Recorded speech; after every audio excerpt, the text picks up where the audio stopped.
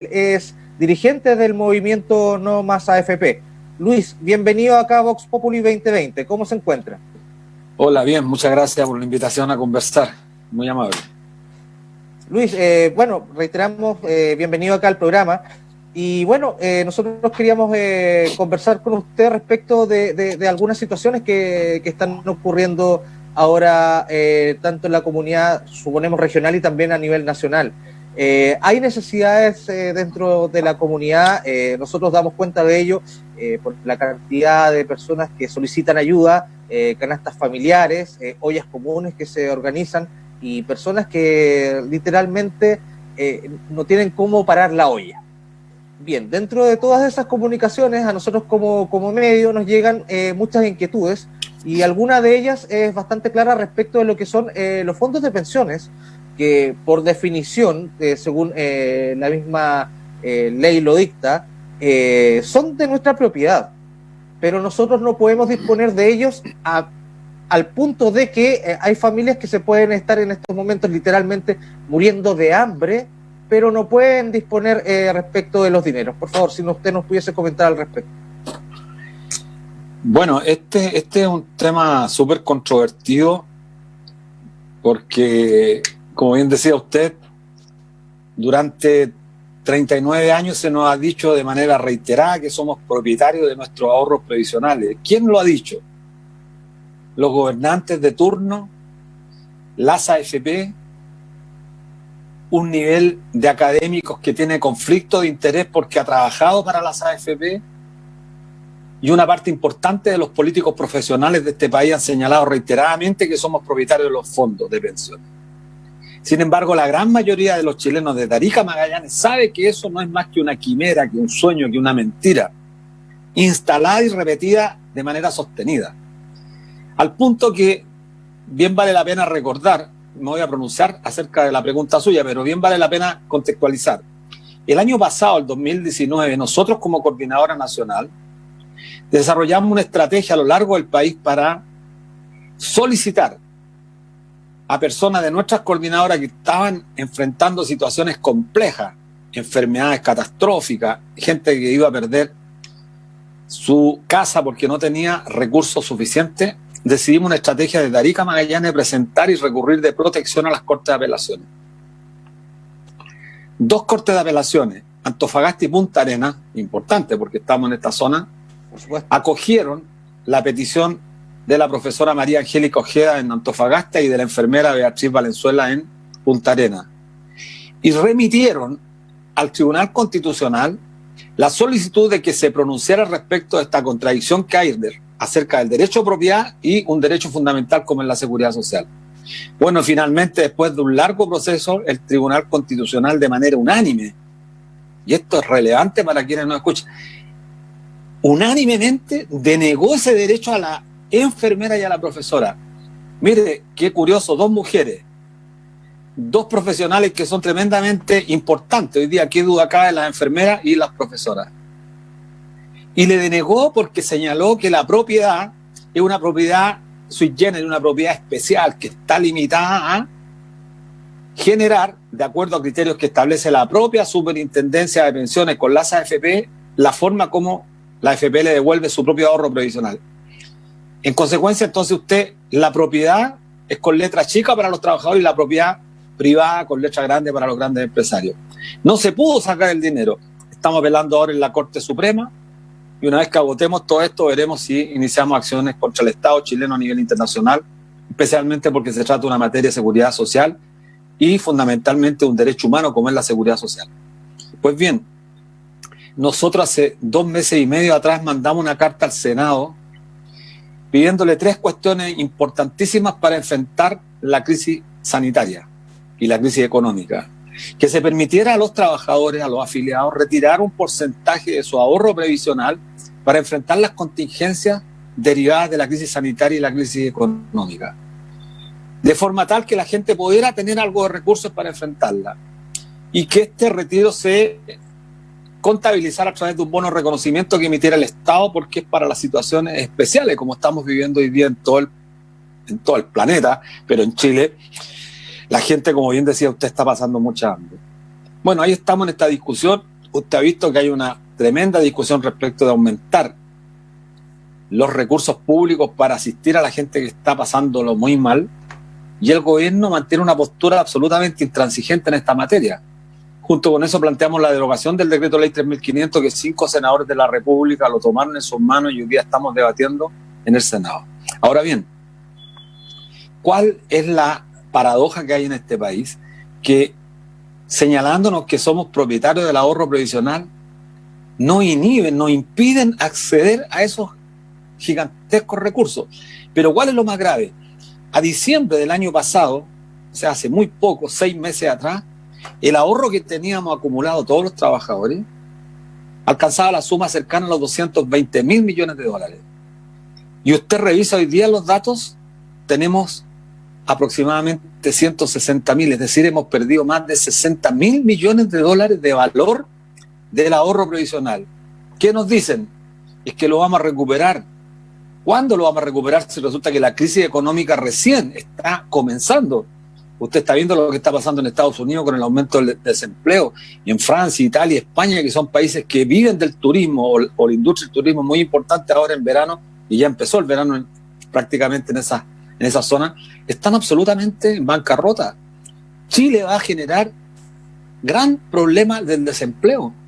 Entonces, no vamos a recuperar la plata y se puede dar la paradoja que así como perdimos 60.000, podamos perder casi el 50% de nuestro ahorro previsional, y sin embargo este gobierno con este Congreso nos impiden que hagamos uso de ese legítimo derecho a utilizar estos recursos para hacer frente a contingencias tan graves como son la crisis sanitaria y la crisis económica. Entonces estamos en un dilema, en una disyuntiva histórica, los trabajadores, las trabajadoras chilenas, los ciudadanos de este país. Tener un Estado administrado por gobiernos que se muestran absolutamente indolentes, intransigentes frente a una demanda tan legítima como es mejorar las pensiones y hacer uso de este ahorro que lo hemos generado nosotros, con nuestro ahorro, con nuestro trabajo. Entonces ese es el dilema al cual estamos enfrentados hoy día. Perfecto. Luis, bueno, la coordinadora No Más AFP, si bien se centra en lo que es una propuesta de un nuevo sistema de pensiones reemplazando el actual, también tiene mucho que ver respecto del mundo del trabajo y de las personas, de los trabajadores en general. Hay una medida que ha adoptado el gobierno y que se ha aplicado respecto de los trabajadores, que es la ley de protección al empleo, que le otorga la facultad a las empresas de no despedir al trabajador, seguir pagándole sus cotizaciones, pero el trabajador tiene que comenzar a comerse su plata que uno tiene en un seguro, en una AFC, para hacerlo uso en caso de quedar cesante. Quisiera el comentario de usted al respecto. Bueno, esto es quizás lo que esta gente no entiende. Cuando digo esta gente no entiende, son los grupos pequeños que concentran la riqueza de manera absolutamente grosera en el país, obscena. Mire, la ley de protección al empleo, en el fondo, fue una ley hecha prácticamente para salvaguardar los intereses de las grandes compañías. ¿Quiénes se acogieron? Cencosud, Jorge Pullman, el millonario chileno, dueño de la cadena de Jumbo, Santa Isabel, París. Se acogió Ripley, Calderón, otro multimillonario chileno. Pero se acogieron grandes transnacionales como Starbucks, McDonald's. Es decir, compañías que tienen un patrimonio gigantesco y que perfectamente podrían hacer frente a las consecuencias derivadas de la crisis sanitaria y económica. No son una pequeña ni mediana empresa, son empresas gigantescas.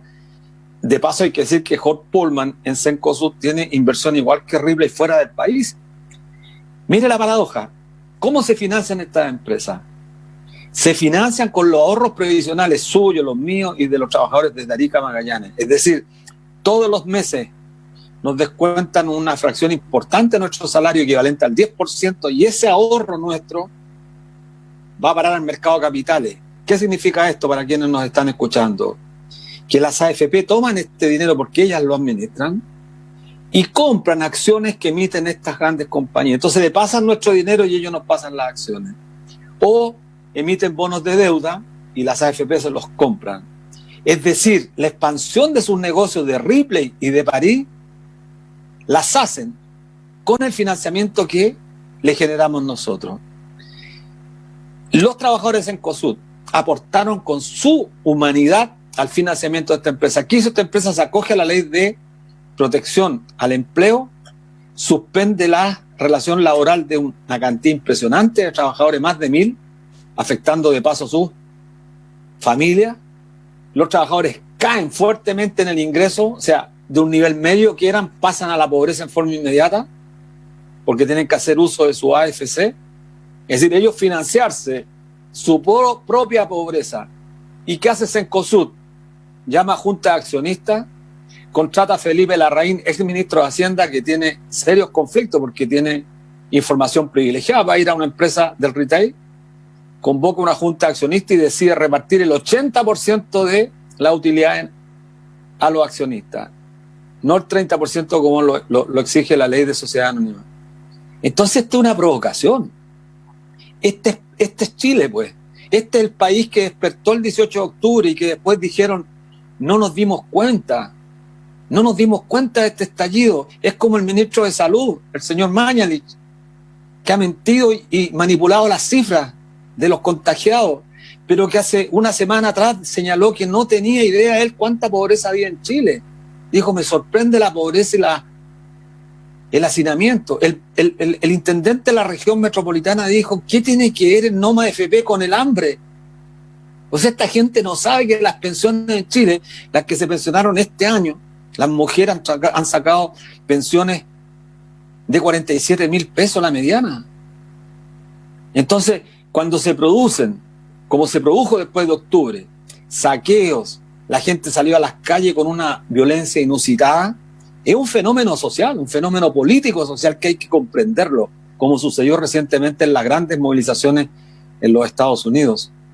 Entonces, no se trata de condenar, como lo hacen ellos, condenando los actos vandálicos, la violencia desmedida, pero son ellos los que han generado de manera sostenida durante años, con la aplicación de este modelo económico, político y social, una violencia que se expresa nada más ni nada menos con pensiones miserables, con gente viviendo en la más absoluta indignidad, con ollas comunes hoy día, como en los peores tiempos de la dictadura hace 40, 45 años atrás. A eso estamos volviendo, a los tiempos peores de la dictadura, de la tiranía, cuando el desempleo arrasaba en Chile, cuando casi más del 30% de los chilenos estaba sufriendo las consecuencias de la crisis económica. Igual vamos en esa misma dirección con un gobierno absolutamente incompetente para dar respuestas a las mayorías que demandan un poco de justicia.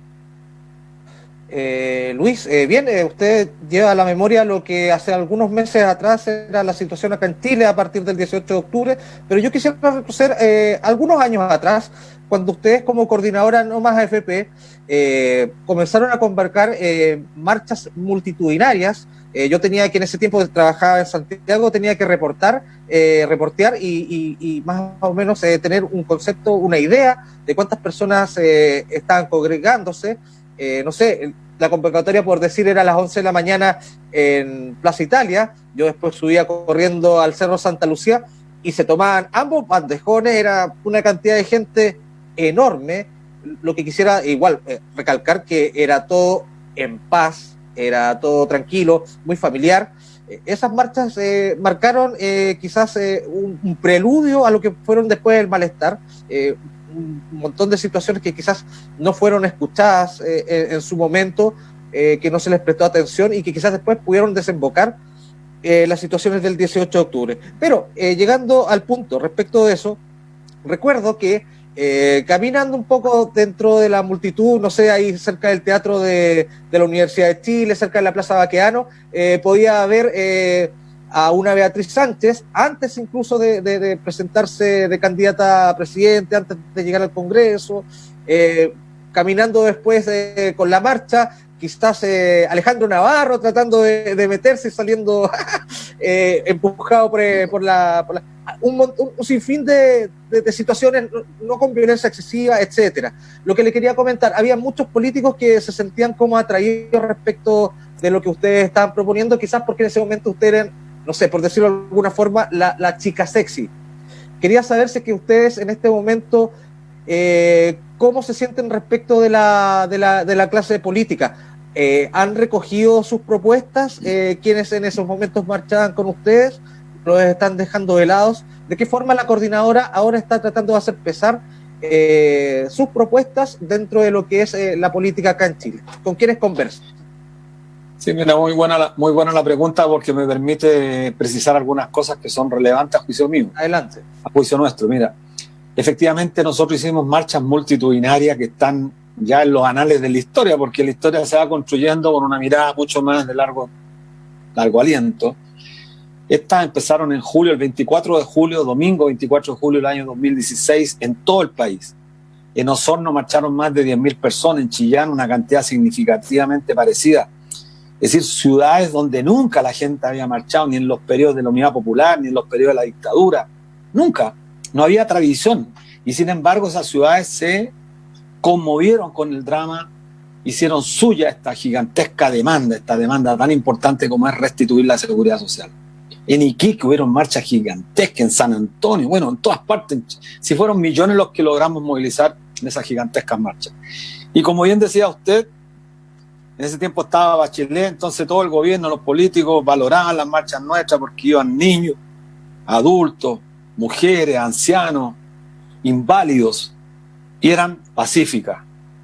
Nos aplaudían porque eran marchas pacíficas. El año 2017 hicimos un plebiscito a lo largo del país, votó más de 1 millón de personas. Fue un plebiscito autogestionado, autoconvocado, por fuera de los organismos del Estado. El 2018, la propuesta de Noma AFP la convertimos a través de un procedimiento que se conoce como Iniciativa Popular de Ley, que en Chile no está en la Constitución política. Hicimos cabildo a lo largo del país y la convertimos en un proyecto de ley y lo presentamos en el Congreso. Más de 45 diputados salieron a recibirla. El año 2019, ya lo comenté, hicimos la estrategia judicial, recurrimos de protección a las Cortes de Apelación. Hemos hecho de todo. Hemos recurrido a la movilización pacífica, por la vía parlamentaria, por la vía legislativa, y no hay respuesta. Entonces, cuando después dicen, oye, pero el estallido, bueno, el estallido social, mire, después del estallido se hicieron encuestas, cabildo autoconvocado, asambleas territoriales, hubo una consulta ciudadana de los alcaldes que tuvo como 3 millones de participantes. En todas las preguntas, en todas las encuestas, la primera demanda era pensiones, la segunda salud y la tercera educación. O sea, el estallido no fue algo que apareciera una demanda que nunca se había planteado. El estallido es la síntesis del agotamiento y del cansancio, del abuso permanente que la gente sentía y que siente, producto que esas cuestiones más importantes como son las pensiones, la salud y la educación, en este país han sido privatizados en beneficio de unos pocos. Entonces, cuando un joven en Magallanes o en Arica ve a su abuela con una pensión de 80.000 pesos, sale violentamente, un joven de 18 años, porque se pregunta, ¿y qué tienen que ver los jóvenes marchando por Noma AFP? Bueno, porque esos jóvenes de 18, 20 años tienen a su abuelo, a su abuela con pensiones miserables, y otros tienen a sus padres. Por eso cuando nos enfrentábamos en las movilizaciones, Carabineros se nos acercaba y nos decía, a mí muchas veces me lo dijeron hasta oficiales de Carabineros, don Luis, nosotros estamos con usted porque mi padre tiene una pensión de 60.000 pesos. Ellos, Carabineros, tiene Adipreca, ellos tienen un futuro en la vejez asegurado, tienen salud gratuita y tienen pensiones dignas, pero resulta que sus padres no, pues. Entonces, este fenómeno fue analizado, mire, se lo digo, internacionalmente. Internacionalmente, nosotros, como yo pertenezco a la Confederación Bancaria, somos parte de un organismo internacional de finanzas, y como estas noticias trascendieron tanto en la prensa europea, se difundieron, a mí me lo preguntaban, Luis, pero ¿cómo es posible que en las marchas tú logres tener niños, gente tan joven? Si esta la demanda de pensiones, usted ha visto las marchas de los chalecos amarillos por pensiones en Francia o en España, son viejos. Todos los que marchan por las pensiones son tipos sesentones hacia arriba, o sea, todos canosos. Y aquí en Chile se da el fenómeno que era gente más joven. Y usted, como bien decía, que recorrió, usted lo vio, pues. Vio que la gente mayoritariamente, el sector etario era totalmente distinto. Iban niños, gente, trabajadores jóvenes de 20, 30 años con sus hijos pequeños, marchando alegre. Pero el Estado no escuchó. los gobiernos no escucharon. No escuchó ni el gobierno de Bachelet, ni escuchó este gobierno. Y por lo tanto está planteado con mayor, yo diría, convicción. Y quería decir algo que me parece prudente que usted lo preguntó. Mire, los políticos están más mal calificados que el gobierno y eso es producto de su absoluta incompetencia para enfrentar la demanda social. Sin embargo, también creo que hay que ser preciso. Nosotros estamos planteando, hace 3 meses volvimos a reinstalar la estrategia de derogación del decreto ley 3500 que dio origen a las AFP, de forma tal que derogándolo pasemos al debate sobre un nuevo sistema previsional. Y sabe usted que 5 senadores acogieron nuestro llamado y tengo que nombrarlos. Le pido la posibilidad de nombrarlos porque creo que también es bueno hacerlo. Encabezado por Alejandro Navarro, justamente porque usted lo trajo a colación, de Concepción, senador de Concepción. La senadora Yanna Proboste, de Atacama, Copiapó. El senador José Luis Latorre de Valparaíso. El senador Alfonso de Urresti, de la región de Los Ríos, Valdivia. Y la senadora de Aysén, de Coyhaique, la senadora Jimena Órdenes. 5 senadores tomaron en sus manos y presentaron, y hoy día se está discutiendo en la Comisión de Constitución, la estrategia, el cambio constitucional para derogar el decreto ley 3500. ¿Cuál ha sido la ofensiva que hemos recibido de Alamán, de Felipe Cas, de Moreira? No han tratado que queremos robarnos los ahorros provisionales, quieren estatizar, quieren expropiar, nada más alejado de la realidad. Lo que nosotros buscamos es que nuestro ahorro provisional esté para pagar pensiones. Y tenemos una propuesta seria, moderna, la propuesta de la coordinadora, que la hemos expuesto ya en más de 300 oportunidades en centros académicos, universidades, en casi todo el país. Yo fui a Punta Arenas a expresarla también, a exponerla. Es una propuesta viable que consiste en sistemas de reparto con fondos de reservas técnicas, sistemas modernos, que es lo que ocurre en Europa. Es decir, se tiene un fondo de reserva para hacer frente a las contingencias que va a deparar el cambio demográfico en Chile. Nos estamos poniendo más viejos. Y con este sistema actual, lo que va a ocurrir es que la población se va a envejecer, la gente se va a morir de hambre. Literalmente. Usted partió el programa diciendo la gente está pasando mucha hambre. Sí, yo creo que usted caracterizó muy bien. Y cuesta creer que con tanta propaganda que nos hicieron de que Chile era el jaguar de América Latina, que ya nosotros habíamos dejado el barro de atrás, cuesta creer que hayan tantas comunas, por ejemplo la región metropolitana, tantas comunas con ollas comunes, tanta gente pasando hambre. Y si no agotamos, no cambiamos este sistema, la gente lisa y llanamente se va a morir de hambre. Y eso no lo podemos permitir. No lo podemos permitir. Entonces, cuando uno ve la soberbia de los gobernantes, de los políticos profesionales que abjuran, denostan al Estado, como lo hace Alamán, como lo hace Patricio Melero, ya han vivido toda la vida del Estado. Toda la vida del Estado. Yo, desde que tengo uso de razón política, el señor Melero, Coloma, fueron alcaldes designados por Pinochet, pagados por el Estado, y después de estos 30 años, toda la vida en el Estado. Y son personas que denigran al Estado. Nosotros no somos estatistas, lo hemos dicho. Nosotros creemos que tiene que cambiarse este Estado. No puede haber un Estado subsidiario, tiene que haber un Estado mucho más sólido. Pero nosotros planteamos que nuestros ahorros pensionales deben estar administrados por un organismo público, que no necesariamente es el Estado, un organismo público que tenga autonomía de los gobiernos de turno, de forma tal que los gobiernos no puedan meter sus manos ahí, y que se administre con absoluta eficiencia, con competencia.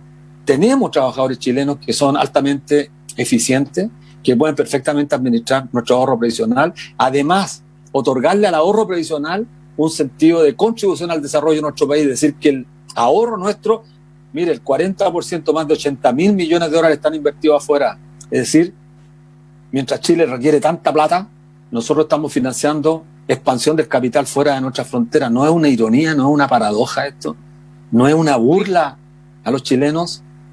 Luis, ahí usted deja la inquietud planteada. Nosotros agradecemos este contacto. Esperamos tenerlo próximamente para seguir profundizando en estos temas que tanto están preocupando a todas las familias acá en Magallanes y también en todo el país. Luis, agradecemos este contacto. Nosotros vamos a una pausa comercial y volvemos con el último bloque de Vox Populi 2020.